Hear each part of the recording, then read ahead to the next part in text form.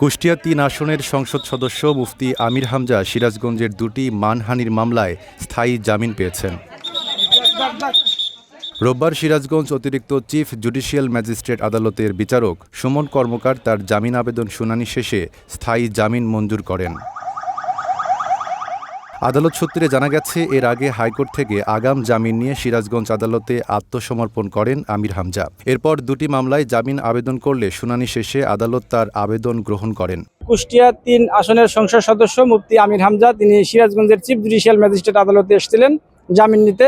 তার বিরুদ্ধে মোট দুটি মামলা ছিল মানহানির অভিযোগে। বিদ্যুৎ, জ্বালানি ও খনিজ সম্পদ মন্ত্রণালয়ের মাননীয় মন্ত্রী জনাব ইকবাল হাসান মাহমুদ টুকু সাহেবের বিষয়ে উনি অবমাননাকর বক্তব্য দিয়েছিলেন। এজন্য ক্ষুব্ধ হয়ে অত্র বারের সাধারণ সম্পাদক হুমায়ুন কবির কর্নেল এবং আরেকজন বিএনপি নেতা দুটি মামলা করেছিলেন পৃথক পৃথক। সে মামলায় মুফতি আমির হামজা গত ২৭ এপ্রিল হাইকোর্ট থেকে আগাম জামিন নিয়েছিলেন।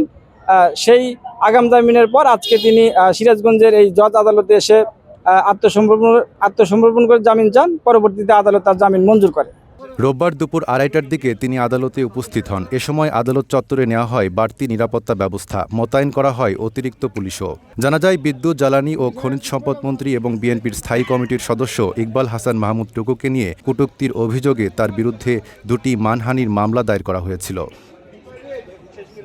নির্ধারিত সময়ে আদালতে হাজির না হওয়ায় তার বিরুদ্ধে গ্রেপ্তারি পরোয়ানা জারি করা হয়েছিল। এমনকি আদালত পত্রিকায় বিজ্ঞপ্তি প্রকাশের নির্দেশও দিয়েছিলেন। তবে সব আইনি প্রক্রিয়া শেষে আপাতত বড় স্বস্তি পেলেন এমপি আমির হামজা। এখন মামলার পরবর্তী বিচারিক কার্যক্রম কোন দিকে মোড় নেয়, সেদিকেই নজর রাজনৈতিক মহলের।